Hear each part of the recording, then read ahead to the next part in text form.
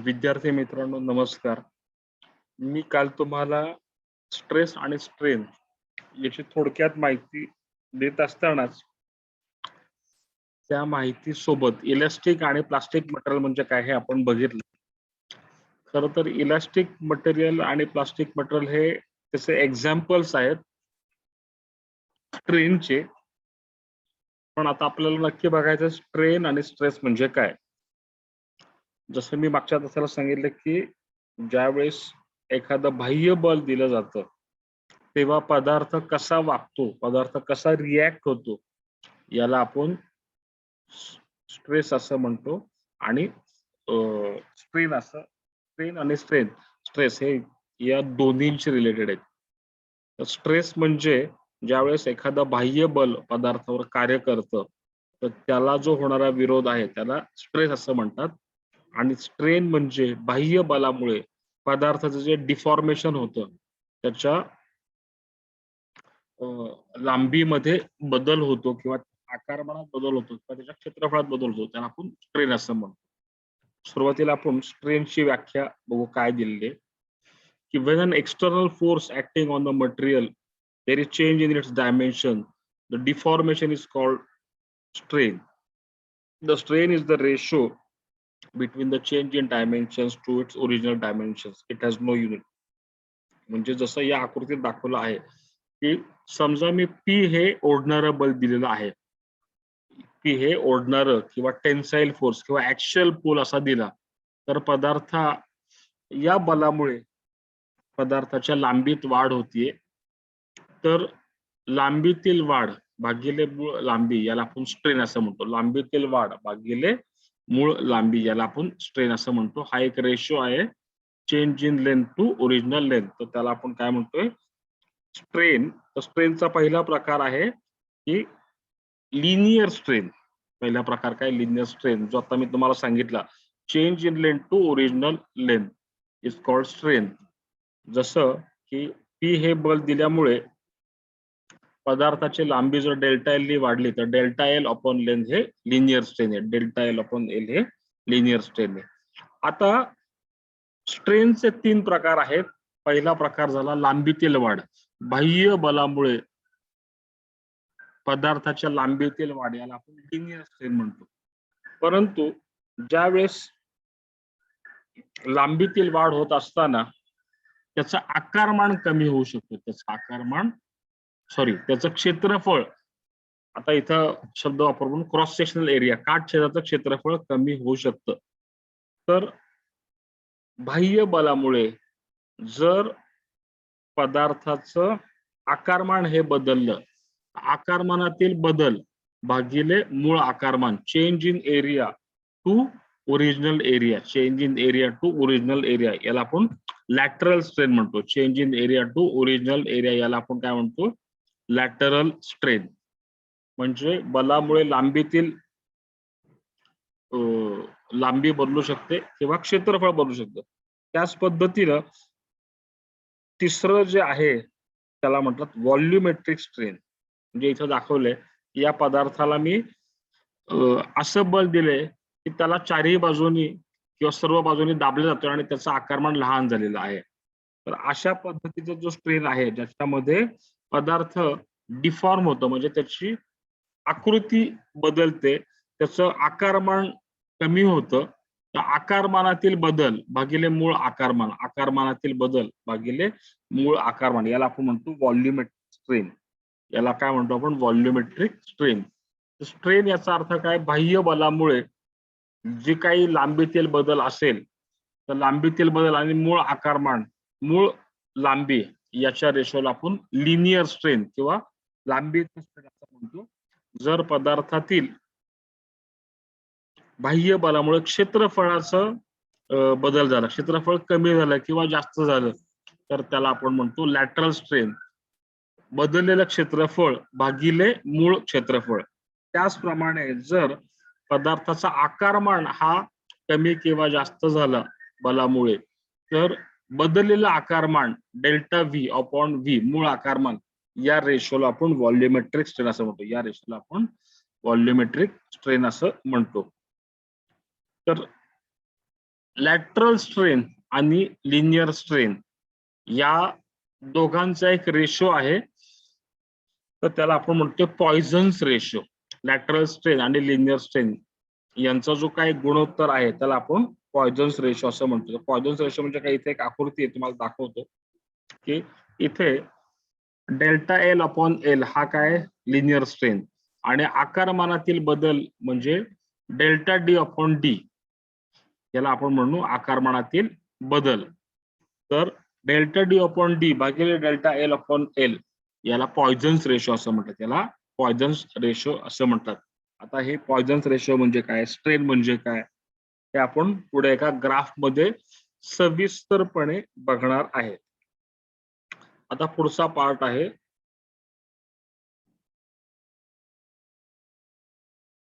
Stress. आपण म्हणतो की मला स्ट्रेस आला किंवा मला ताण आला, खूप उन्हात फिरलो किंवा खूप काम केलं किंवा खूप झोप झाली नाही, तर स्ट्रेस हा फिजिक्स मध्ये एक वेगळ्या पद्धतीचा त्याचं व्याख्या आहे की ज्या वेळेस बाह्य बल एक्सटर्नल फोर्स पदार्थावर कार्य करतं त्यावेळेस पदार्थामधून या बाह्य बलाला होणारा अंतर्गत विरोध याला आपण स्ट्रेस म्हणतो. जेव्हा बाह्य बल पदार्थावर कार्य करतं तेव्हा पदार्थामधून होणारा जो काही या बाह्य बलाला विरोध आहे याला आपण म्हणतो, ह्या बाह्य बलाला विरोध करणारा अंतर्गत बल आहे याला आपण स्ट्रेस असं म्हणतो. याचं व्याख्या दिली बघा. The internal opposite force to the external load per unit area is known as stress. The unit of stress depends upon the force applied and area of the original cross section of material. It is represented by sigma.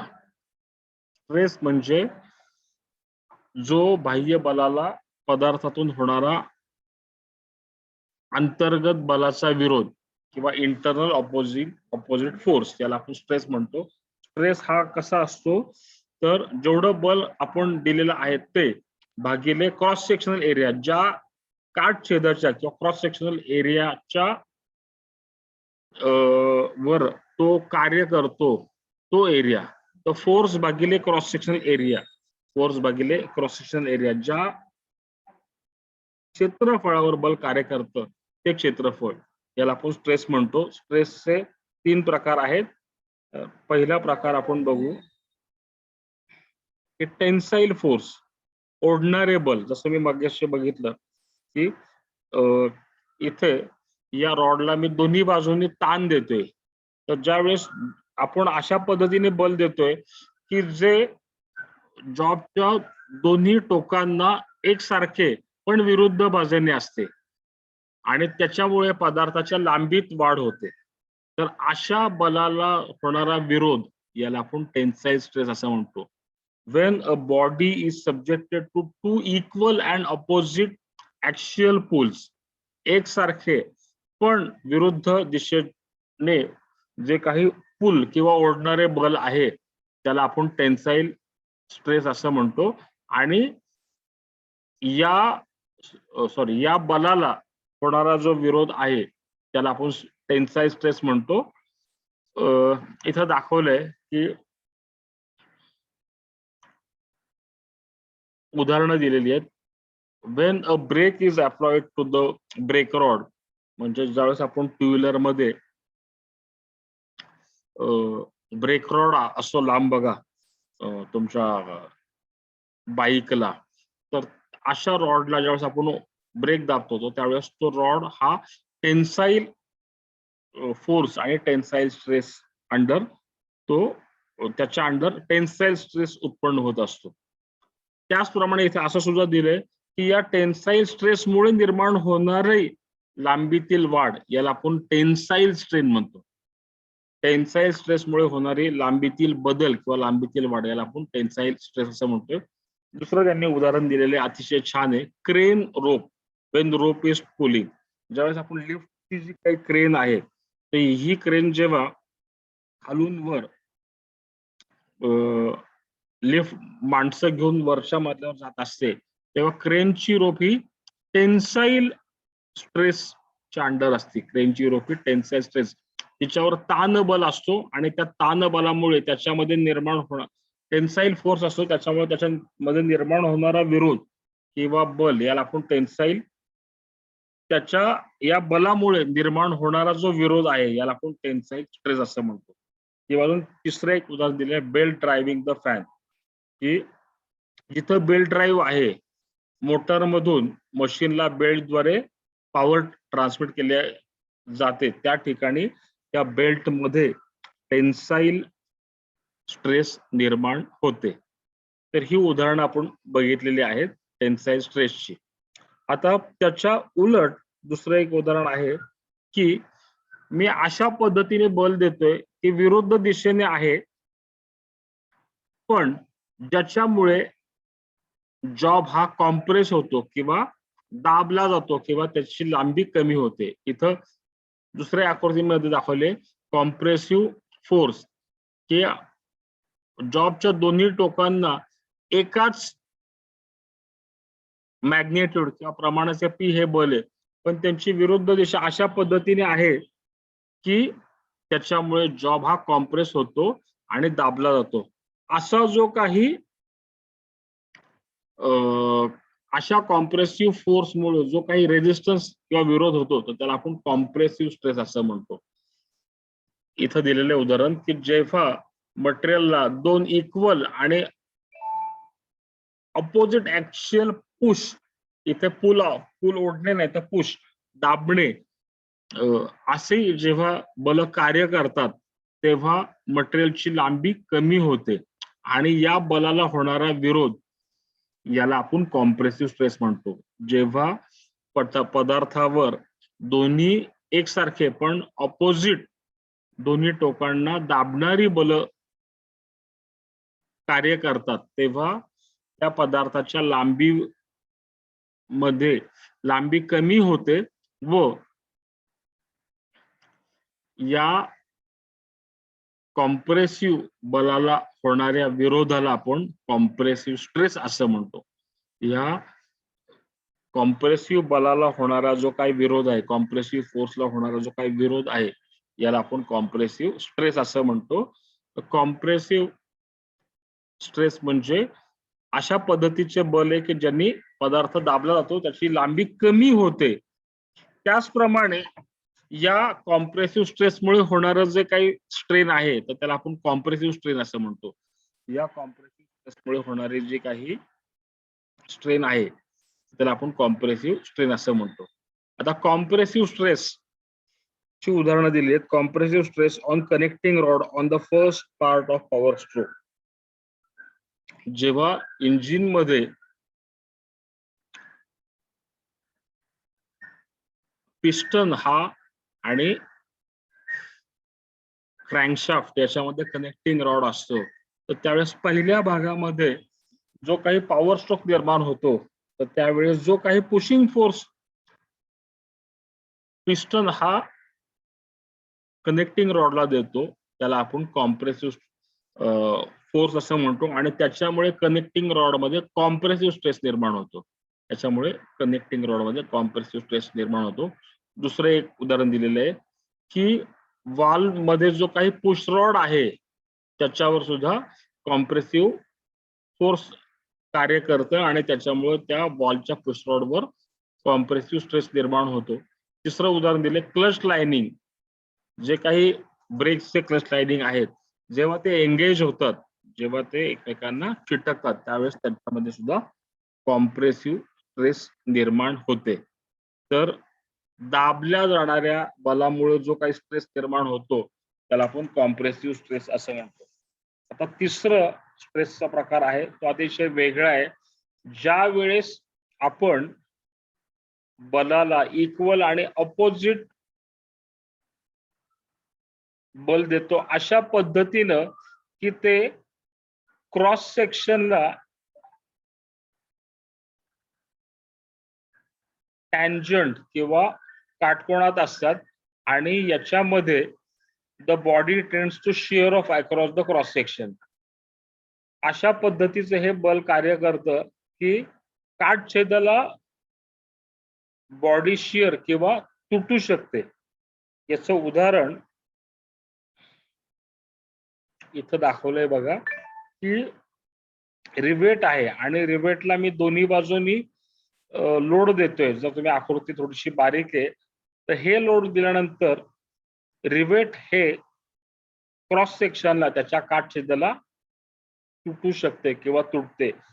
किंवा ज्यावेळेस आपण चिजलनी एखाद्या वर्कपीसवर hammer करतो त्यावेळेस आपण त्या जॉबवर perpendicular force देतो आणि या फोर्समुळे दोन पातळीमध्ये जॉब सेपरेट होण्याचा प्रयत्न होतो आणि जॉब शिअर होतो. तर चिझलिंग हे शिअरिंगचे एक उत्तम उदाहरण आहे. शिअर हा जॉबला परपेंडिक्युलर असणारा फोर्स आहे आणि ज्याच्यामध्ये जॉब हा क्रॉस सेक्शनला तुटू शकतो किंवा शिअर होऊ शकतो. तर हे अतिशय तिसरा जो काय फोर्स आहे ज्याला आपण म्हणतो शिअरिंग फोर्स, ज्याच्यामध्ये परपेंडिक्युलर क्रॉस सेक्शनला जॉबला परपेंडिक्युलर आणि क्रॉस सेक्शनच्या लाईन मध्ये हा फोर्स असतो आणि ज्याच्यामुळे क्रॉस सेक्शनला जॉब हा वेगळा होतो, ज्याला आपण शिअरिंग असं म्हणतो. तर या शिअर फोर्सला, या शिअरिंगच्या बलाला जो काही होणारा विरोध आहे याला आपण शिअर स्ट्रेस असं म्हणतो.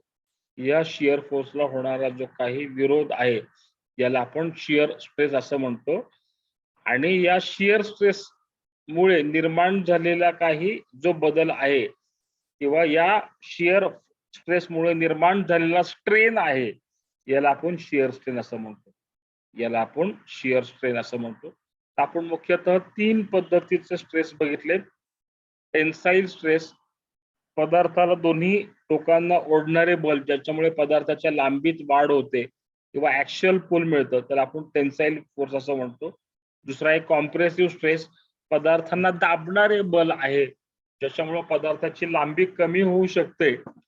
अशा बलामुळे जो काही स्ट्रेस निर्माण होतो तो त्याला आपण म्हणतो कॉम्प्रेसिव्ह स्ट्रेस. आणि तिसरा आपण बघितला तो म्हणजे शिअर स्ट्रेस, पदार्थावर लंब पद्धतीचं बल हे कार्य करतं आणि क्रॉस सेक्शनला ह्या पदार्थाचे दोन वेगळे भाग करू शकतो. काटछेदाच्या क्षेत्रफळाला हा त्याला दोन भागात वेगळे करू शकतो. अशा शिअर फोर्सला होणारा जो विरोध आहे याला शिअर स्ट्रेस म्हणतात. आणि या करॉस्पॉन्डिंग स्ट्रेसेसला जो काही होणारा बदल आहे त्याला आपण स्ट्रेन असं म्हणतो.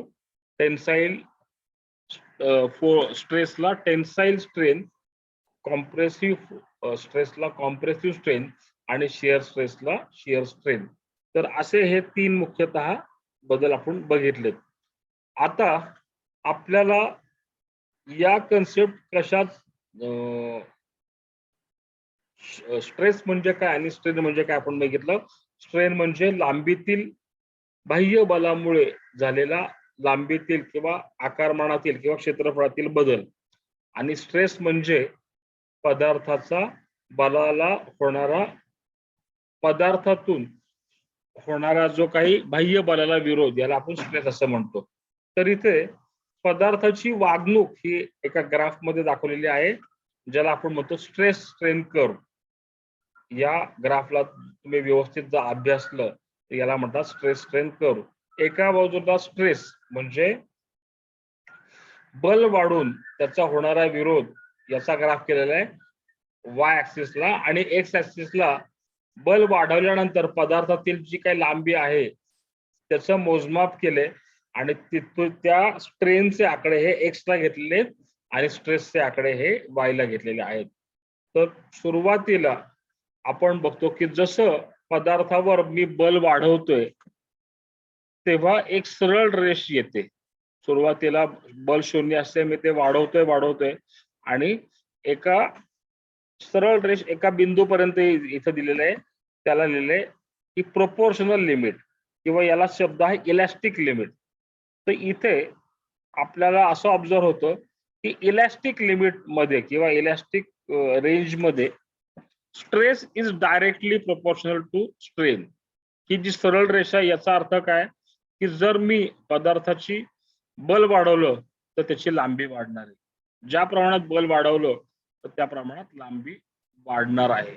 ज्या प्रमाणात बल वाढवलं त्याची लांबी वाढणार आहे. त्याच्यानंतर त्याच्या पुढे किंवा प्रोपोर्शनल लिमिटच्या पुढे इलास्टिक लिमिट अगदी थोड्याशा रेंजमध्ये आहे, पण या ठिकाणी मी लांबी थोडस जरी बल वाढवलं तरी लांबीतील वाढ ही खूप जास्त आहे. थोडस जरी बल वाढवलं तरी लांबीतील वाढ ही खूप जास्त आहे. ती एका बिंदूपर्यंत, त्याला म्हटलंय यील्ड पॉइंट किंवा यील्ड स्ट्रेंथ. या ठिकाणी पदार्थाचं मॅक्झिमम इलास्टिक लिमिट आहे. या ठिकाणी पदार्थाचं मॅक्झिमम इलास्टिक लिमिट आहे. याचा अर्थ जर मी या क्षणाला पदार्थावरचं बल काढलं तर पदार्थ आपल्या मूळ लांबीत येणार आहे. इलास्टिसिटी आपण बघितलेले आहे की या ठिकाणी जर मी पदार्थाची बल काढलं तर पदार्थ आपल्या मूळ लांबीत परत येणार आहे. हा जो सर्वोच्च बिंदू आहे, जिथपर्यंत मॅक्झिमम इलास्टिक लिमिट आहे, त्याला आपण म्हणतो यील्ड पॉइंट. आता यील्ड पॉइंटच्या पुढे काय होणार आहे, तर जसं मी बल वाढवत आहे त्याच्या प्रमाणापेक्षा लांबीतील वाढ ही प्रचंड जास्त आहे. लांबीतील वाढ ही प्रचंड जास्त आहे आणि त्याला प्लास्टिक रिजन असं म्हटले, त्याला प्लास्टिक रिजन असं म्हटले. तर प्लास्टिक रिजन याचा अर्थ काय,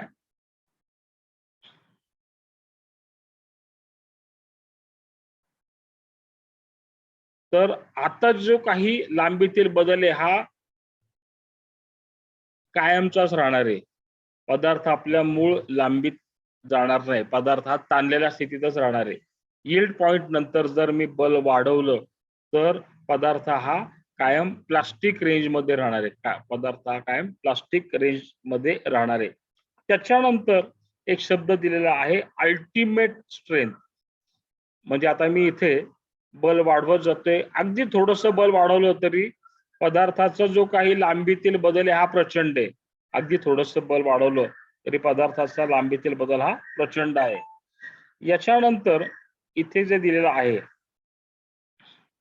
अल्टिमेट स्ट्रेंथ, तर जर तुम्ही आकृती नीट बघितली तर तिथे नेकिंग चालू होतं. नेकिंग चालू होतं याचा अर्थ काय होतं की पदार्थाचा क्षेत्रफळ हे खूप लहान होतं आणि लांबी खूप वाढते. याला नेकिंग असं म्हणतं. पदार्थाची तुटण्याची क्रिया चालू होती. अल्टिमेट स्ट्रेंथ या ठिकाणी सर्वोच्च जे बल पदार्थ सहन करू शकतो त्याला आपण म्हणतो अल्टिमेट लोड, आणि त्याचा जो काही विरोध आहे त्याला म्हणतो आपण अल्टिमेट स्ट्रेस. तर या ठिकाणानंतर पदार्थाचं नेकिंग चालू होतं. पदार्थ ची तुटण्याची क्रिया चालू होती. पदार्थ कधीही तुटू शकतो आणि याच्यानंतर थोडस बल वाढवलं, तर पदार्थ हा लगेच तुटतो किंवा फ्रॅक्चर होतो. या आकृतीत दाखवलेलं आहे बघा की इथपर्यंत जे काय पदार्थाचं लोड सहन करण्याची क्षमता आहे तिथपर्यंत आपण त्याला अल्टिमेट स्ट्रेंथ म्हणतो. अल्टिमेट स्ट्रेंथ नंतर त्याची नेकिंग ही प्रक्रिया चालू होते. पदार्थ कधीही तुटायला सुरुवात होते आणि अजून थोडस बल वाढवलं की पदार्थ लगेच तुटतो.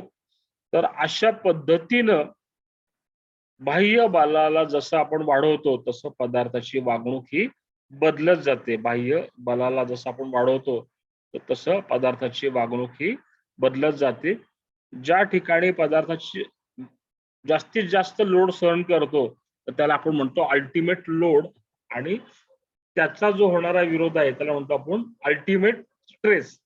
त्याच्यानंतर ज्या बलाला पदार्थ तुटतो तर त्याला आपण ब्रेकिंग लोड असं म्हणतो, किंवा त्यावेळेस जो होणारा विरोध आहे त्याला आपण ब्रेकिंग स्ट्रेस असं म्हणतो. त्याला आपण ब्रेकिंग स्ट्रेस असं म्हणतो. कधीही आपण अल्टिमेट लोड पर्यंत पदार्थ नेत नाही. कधीही आपण अल्टिमेट लोड पर्यंत पदार्थ नेत नाही, कारण त्याच्यामुळे पदार्थ तुटण्याची भीती असते. आणि म्हणून जो काही अल्टिमेट लोड आहे तो, आणि त्याच्या काही प्रमाणामध्ये आपण त्याच्या काही पट्टी पेक्षा कमी आपण लोड वर प्रत्यक्ष वस्तूचं कार्य करत असतो. ज्या वेळेस आपण तर त्या अशा सेफ लोडला आपण वर्किंग लोड असं म्हणतो. ज्या लोडला पदार्थ सेफली कार्य करू शकतो अशाला आपण सेफ लोड किंवा वर्किंग लोड असं म्हणतो. हा अल्टिमेट लोडच्या कित्येक पट कमी असतो. हा अल्टिमेट लोडच्या कित्येक पट कमी असतो. तर तो किती? तर त्याला उत्तर आहे फॅक्टर ऑफ सेफ्टी. तर अल्टिमेट लोड आणि सेफ लोड यांचा जो काही गुणोत्तर आहे, अल्टिमेट लोड आणि सेफ लोड यांचा जो काही गुणोत्तर आहे याला आपण फॅक्टर ऑफ सेफ्टी असं म्हणतो. उदाहरणार्थ आपण लिफ्टमध्ये जात असतो, त्या लिफ्टमध्ये सांगितलेलं असतं की 4 persons R allowed.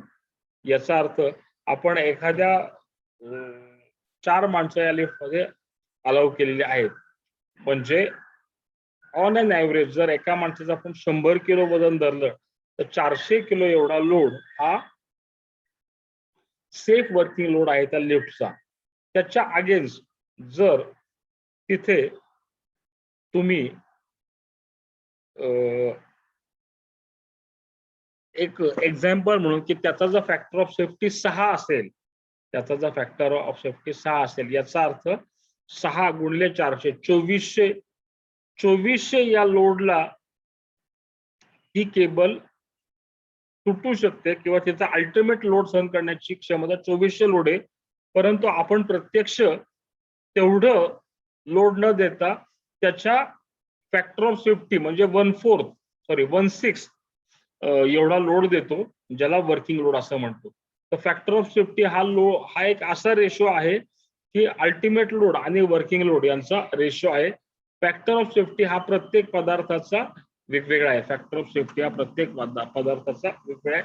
Factor of safety प्रमाणे वर्किंग लोड पेक्षा आपण जास्त लोड पदार्थावर देत नाही, ज्याच्यामुळे पदार्थ तुटणार नाही आणि सेफ वर्किंग करेल. तर स्ट्रेस आणि स्ट्रेन मधून आपण हे असं बघितलं की अल्टिमेट लोड म्हणजे काय आणि सेफ लोड म्हणजे काय आणि फॅक्टर ऑफ सेफ्टी म्हणजे काय. आता याच्यामध्ये एक 2 रेशो आपण बघणार आहेत. तर पहिला एक बघितलं हुक्स लॉ की stress is directly proportional to the strain within elastic limit. जो ग्राफ आपण बघितला की इथे स्ट्रेस आणि स्ट्रेन ही एका सरळ रेषेत आहे. म्हणजे जर स्ट्रेस वाढवला तर स्ट्रेन वाढतो. तर या रेशो हा समप्रमाणात वाढतो. याला हुक्सचा नियम असं म्हटलेले. इलास्टिक लिमिट मध्ये स्ट्रेस आणि स्ट्रेन हे सरळ किंवा प्रोपोर्शनली वाढतात. त्याच्यानंतर दुसरा रेशो आहे आपल्याला modulus of rigidity. Modulus of rigidity याचा अर्थ काय? शिअर स्ट्रेस आणि शिअर स्ट्रेन यांच्या रेशोला मॉड्युलस ऑफ रिजिडिटी असं म्हटलेले. शिअर स्ट्रेन आणि शिअर स्ट्रेस या रेशोला मॉड्युलस ऑफ रिजिडिटी म्हटलेले. आणि अशाच पद्धतीचा एक रेशो आहे व्हॉल्युमेट्रिक स्ट्रेस आणि व्हॉल्युमेट्रिक स्ट्रेन यांच्या रेशोला बल्क मॉड्युलस म्हटलेलं आहे. व्हॉल्युमेट्रिक स्ट्रेस आणि व्हॉल्युमेट्रिक स्ट्रेन यांच्या रेशोला बल्क मॉड्युलस म्हटलेले. तर हे स्ट्रेस आणि स्ट्रेनचे 3 रेशो आहेत. पहिला रेशो आपण बघितला की यंग्स मॉड्युलस हे stress is directly proportional to strain. त्याच्यानंतर दुसरा आपण बघितला की modulus of rigidity shear stress is proportional to shear strain. तिसरा बघितला bulk modulus volumetric stress is proportional to volumetric strain. तर अशा पद्धतीने आपण रिव्हिजन करू की स्ट्रेन म्हणजे काय हे बघितलं. बाह्य बलामुळे होणारा बदल याला आपण स्ट्रेन म्हणतो. लांबीतील बदल भागिले मूळ लांबी याला लिनियर स्ट्रेन म्हणतात. क्षेत्रफळाची बदल भागिले मूळ क्षेत्रफळ याला लॅटरल स्ट्रेन म्हणतात. आणि आकारमानातील बदल भागिले मूळ आकारमान याला व्हॉल्युमेट्रिक स्ट्रेन असं म्हणतात. त्याच्यानंतर बलाला होणारा जो काही विरोध आहे याला आपण स्ट्रेस म्हणतो. जर ओढणाऱ्या बलामुळे पदार्थामध्ये निर्माण होणारा जो काही स्ट्रेस आहे त्याला आपण म्हणतो टेन्साईल स्ट्रेस. दाबल्या जाणाऱ्या बलामुळे होणारा जो विरोध आहे त्याला आपण म्हणतो कॉम्प्रेसिव्ह स्ट्रेस. आणि लंब बलामुळे पदार्थाचा जो काही होणारा विरोध आहे याला आपण म्हणतो शिअर स्ट्रेस. त्याच्यानंतर स्ट्रेस आणि स्ट्रेन यांचा आपण ग्राफ बघितला तर जसं स्ट्रेसची किंमत वाढते तशी स्ट्रेनची किंमत वाढत जाते इलास्टिक लिमिट पर्यंत. इलास्टिक लिमिट नंतर पदार्थ हा प्रोपोर्शनली वाढत नाही. स्ट्रेस थोडा वाढला तर स्ट्रेन खूप वाढतो. यील्ड पॉइंट नंतर पदार्थ हा कायम ताणलेल्या स्थितीत किंवा प्लास्टिक झोन मध्ये राहतो. एकदा झालेली वाढ ही परत खाली येत नाही. त्याच्यानंतर जर मी बल वाढवलं तर तो अल्टिमेट लोड होतो. पदार्थ सर्वोच्च बल सहन करण्याची क्षमता म्हणजे अल्टिमेट लोड. आपण कधीही कोणतीही वस्तू अल्टिमेट लोड पर्यंत नेत नाही. अल्टिमेट लोड नंतर जर पदार्थाचं थोडस बल वाढवलं तर पदार्थ हा शिअर होतो, तुटतो आणि त्याला आपण म्हणतो ब्रेकिंग लोड. ज्या लोडला पदार्थ तुटतो तर त्याला आपण म्हणतो ब्रेकिंग लोड. आणि जो मॅक्झिमम लोड पदार्थ सहन करतो त्याला आपण म्हणतो अल्टिमेट लोड. तर अल्टिमेट लोड आणि ब्रेकिंग लोड यांच्या गुणोत्तराला आपण म्हणतो factor of safety. Ultimate load आणि ब्रेकिंग लोड यांच्या गुणोत्तराला फॅक्टर ऑफ सेफ्टी म्हणतो किंवा अल्टिमेट स्ट्रेस आणि ब्रेकिंग स्ट्रेस यांच्या गुणोत्तराला आपण फॅक्टर ऑफ सेफ्टी असं म्हणतो. तर प्रत्येक पदार्थाची फॅक्टर ऑफ सेफ्टी ही वेगवेगळी आहे. तर अशा पद्धतीनं पदार्थाच्या वागणुकीचा जो धडा आहे हा स्ट्रेस स्ट्रेन आपण बघितला. तर हा स्ट्रेस आणि स्ट्रेन धडा प्रत्येकाने वहीमध्ये लिहायचा आहे आणि त्याच्यानंतर हा ग्राफ सुद्धा वहीमध्ये काढायचा आहे. नेहमी पुस्तकातून स्ट्रेस स्ट्रेन हा धडा सगळा लिहायचा आहे. याच्यावर आधारित गणित आपण प्रत्यक्ष तासाला येऊ तेव्हा बघणार आहे.